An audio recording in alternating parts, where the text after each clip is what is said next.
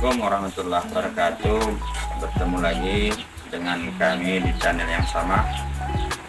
Ya, hari ini hari Jumat, kita berkesempatan untuk mengisi khutbah di masjid yang kita cintai.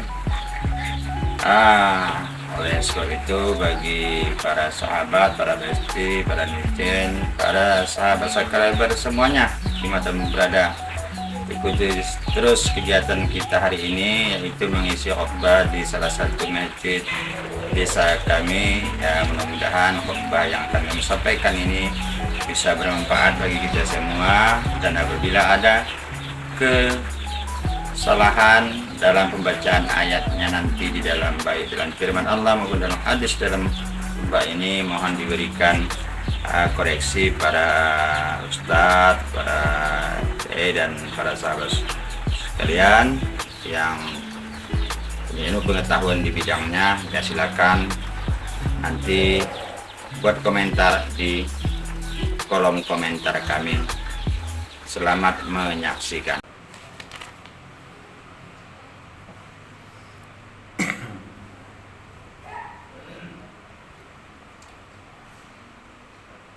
Alhamdulillah, alhamdulillahilladzi ja'ala lana min dinina ma fihi ibratan li ulil albab.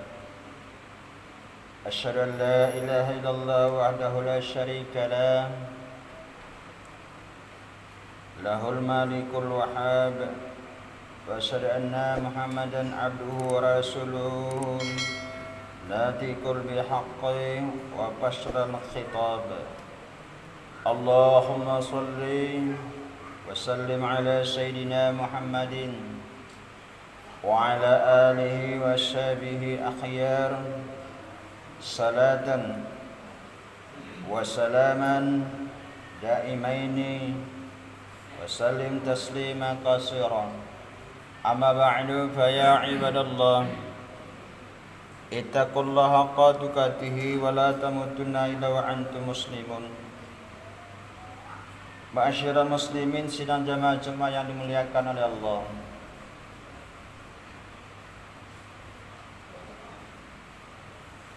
Pada saat ini atau pada detik ini, marilah kita memperbanyak rasa syukur serta puji dan tahmid kepada Allah Subhanahu wa taala, karena atas karunia limpahan rahmat, hidayah serta inayah Allah, kita pada siang yang berbahagia ini masih diberikan kesempatan untuk bisa berhadir di dalam masjid yang kita cintai ini dalam rangka menunaikan panggilan Allah, yakni mendirikan salat Jumat secara berjamaah dan sekaligus mendengarkan khutbah Jumat.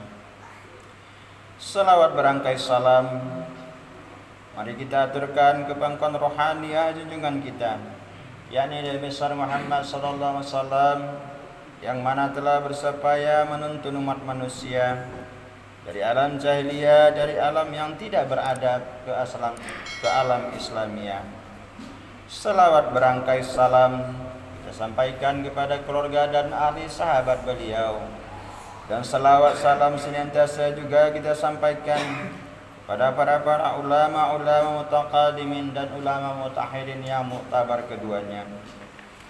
Kaum muslimin sidang jemaah Jumat yang dimuliakan oleh Allah, segianya juga dengan melalui mimbar khutbah ini kami mengajak seluruh jemaah sekalian dan khususnya diri saya pribadi untuk selalu senantiasa meningkatkan takwa kepada Allah Subhanahu wa taala, yakni dalam arti takwa yang sebenar-benar takwa, mengerjakan semua perintah Allah dan meninggalkan semua larangan Allah.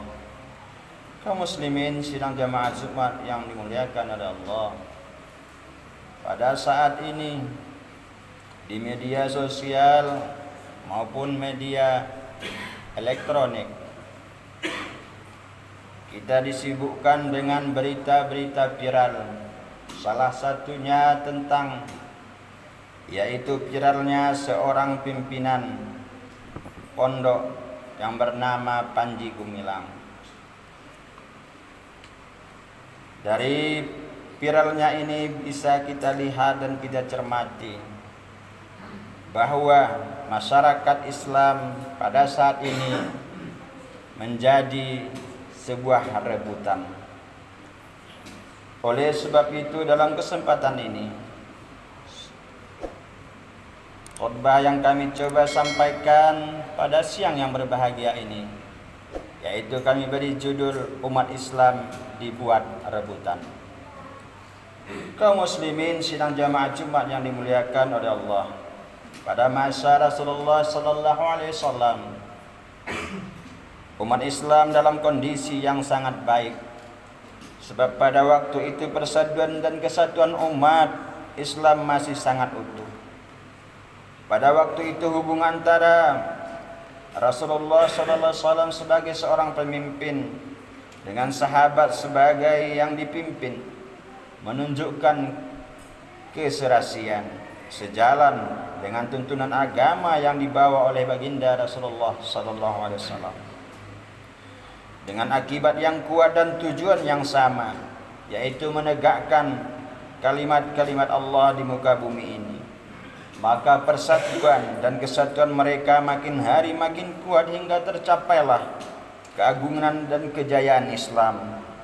Namun pada saat itu baginda Rasulullah sallallahu alaihi wasallam sudah memberikan isyarat kepada sahabatnya tentang keadaan umat Islam di akhir zaman. Sebagaimana sabda beliau yang diriwayatkan oleh Imam Daud yang berbunyi, yusiku an tada'ala alaikumul umamu kama tada'al akalatu la fat'atiha qila wa min qillatin bina yawmi izin ya Rasulullah qala bal innakum yawma izin kasirun walikinnakum khusa'un ka khusa'in syayli wa qad nazala bikumul wahyu qila wa mal wahnu ya Rasulullah qala hubbu dunya wa karahiyatul maut, yang artinya akan datang suatu masa umat lain akan memperebutkan makanan dalam hidangan. Sahabat menanyakan, apakah lantaran pada waktu itu jumlah kami hanya sedikit ya Rasulullah? Rasulullah sallallahu alaihi wasallam lalu menjawab, bukan, bahkan sesungguhnya jumlah kamu pada waktu itu banyak, tetapi kualitas kamu ibarat buih yang terapung-apung di atas air bah, dan di dalam jiwamu tertanam kelemahan jiwa. Sahabat bertanya, apa yang dimaksud dengan kelemahan jiwa ya Rasulullah? Beliau menjawab, yaitu cinta dunia dan takut mati.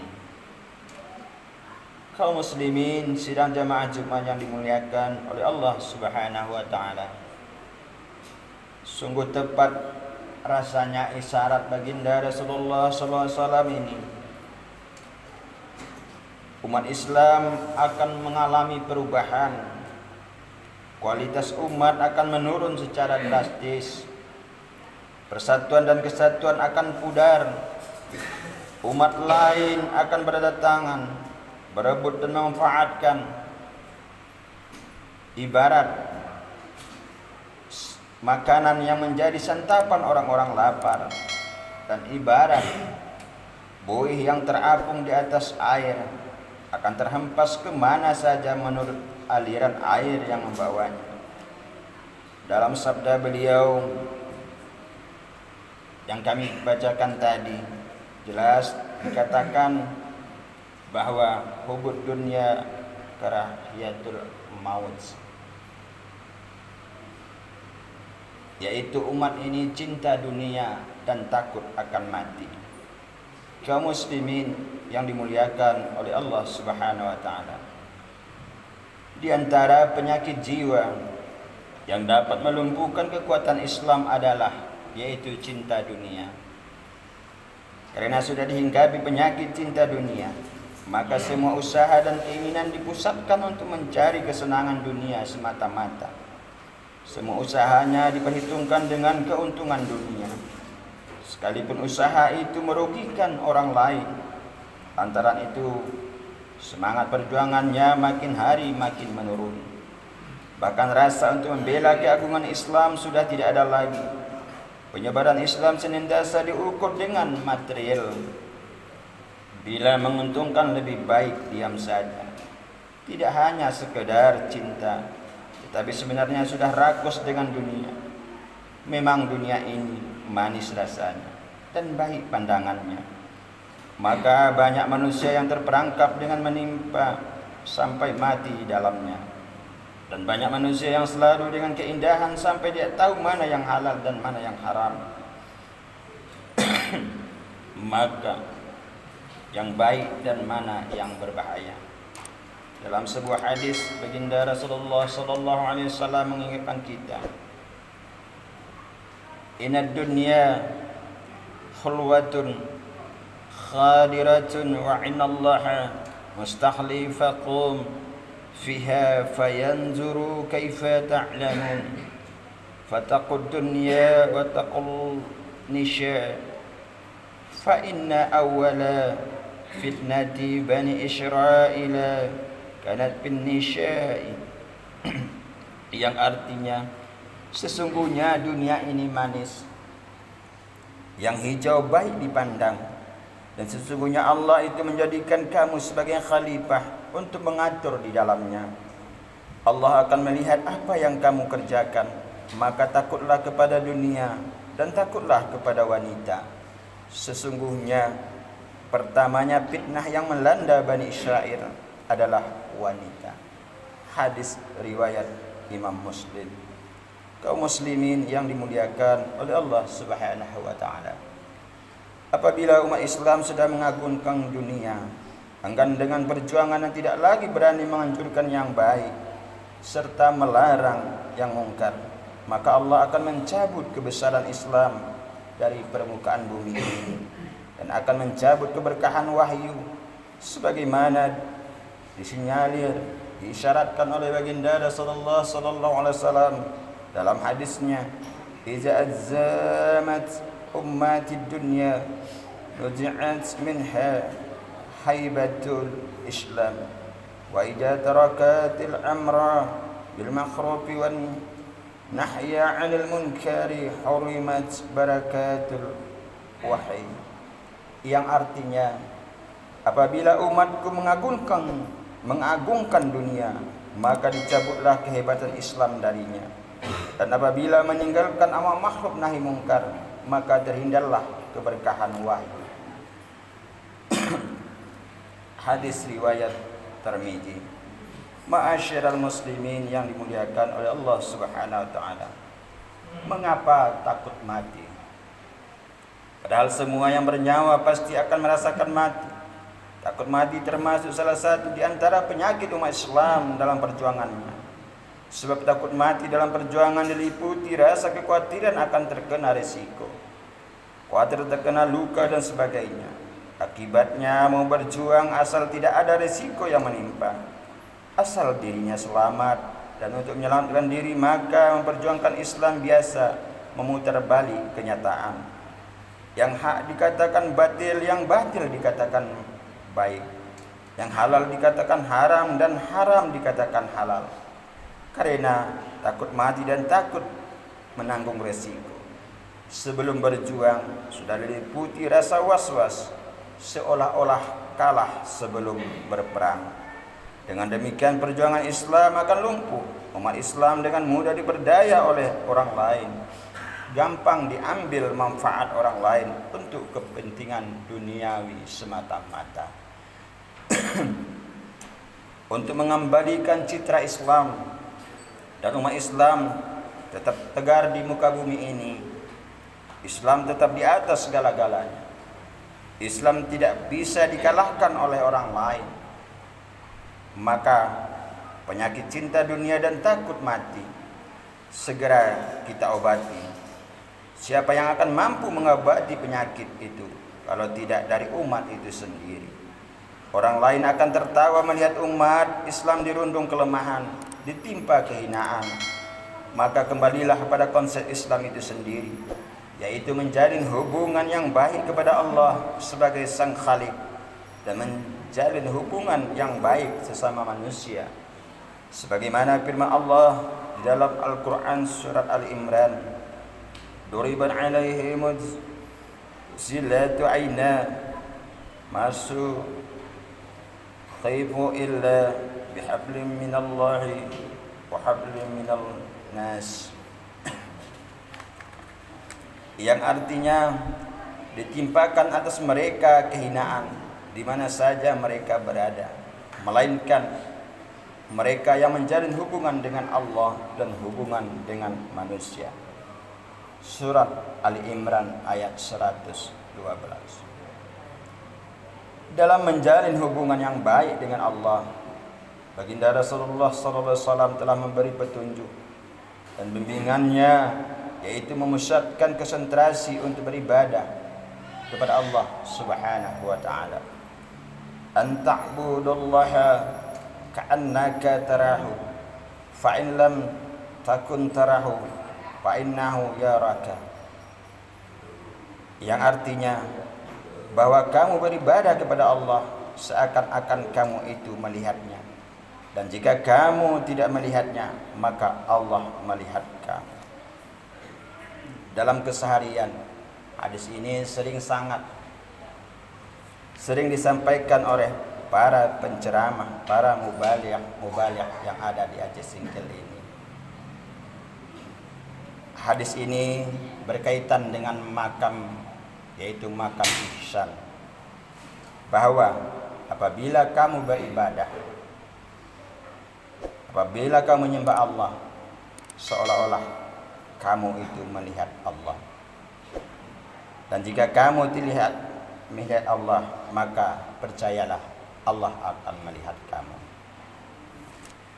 Kaum muslimin yang dimuliakan oleh Allah Subhanahu wa taala, dan untuk menjamin hubungan yang dengan sesama manusia, maka kita berbuatlah yang bermanfaat untuk manusia yang lain, sebagaimana petunjuk baginda Rasulullah sallallahu alaihi wasallam. Sebaik-baik manusia itu adalah orang yang paling bermanfaat untuk manusia itu sendiri. Kaum muslimin sidang jamaah Jumat yang dimuliakan oleh Allah, demikianlah khutbah kita pada siang yang berbahagia ini. Mudah-mudahan kita yang berhadir di dalam masjid yang kita cintai ini bukanlah orang-orang yang menjadi rebutan umat lain, orang-orang yang selalu kuat untuk menjalin persatuan dan kesatuan, saling mendukung, saling memberikan saran nasihat antara satu dengan yang lain. Karena pada prinsipnya tugas kita sesama muslim ini adalah saling mengingatkan. Apabila andai kata saya di keseharian dalam kehidupan sehari-hari salah bertingkah laku, maka sudah kewajibanlah bagi masyarakat atau bagi jamaah untuk menegur dan mengingatkan. Dan begitu juga sebaliknya. Itulah tugas kita sebagai menegakkan amal ma'ruf dan nahi mungkar. Kaum muslimin sidang jamaah Jumat yang dimuliakan oleh Allah Subhanahu wa taala, mudah-mudahan apa yang kami sampaikan dalam kesempatan yang mulia ini menjadi manfaat dan berguna dan menjadi ilmu, menjadi cemeti untuk dorongan semangat untuk kita meningkatkan ibadah kepada Allah Subhanahu wa taala, dan lebih-lebih untuk meningkatkan persatuan dan kesatuan kita di dalam masyarakat, khususnya Gosong Telaga Barat, Kecamatan Singkil Utara ini. Amin, amin ya rabbal alamin. Alhamdulillahilladzi arsala bil huda wa dinil haqq liyura dini kulli hasyada la ilaha illallah wa la syarika la wa sallallahu Muhammadan abduhu rasul اللهم صل وسلم وبارك على سيدنا محمد وعلى آله وصحبه ورسول الله أجمعين. أما بعد فيا عباد الله اتقوا الله حق تقاته ولا تموتن إلا وأنتم مسلمون. قال الله تعالى أعوذ بالله من الشيطان الرجيم بسم الله الرحمن الرحيم والعصر إن الإنسان لفي خسر إلا الذين آمنوا وعملوا الصالحات وتواصوا بالحق وتواصوا بالصبر. بارك الله لي ولكم في القرآن العظيم ونفعني وإياكم بما فيه من الآيات والذكر الحكيم وتقبل مني ومنكم تلاوة والشامل عليم. أقول قولي هذا واستغفر الله لي ولكم ولسائر المسلمين والمسلمات والمؤمنين والمؤمنات فاستغفروه إنه الغفور الرحيم.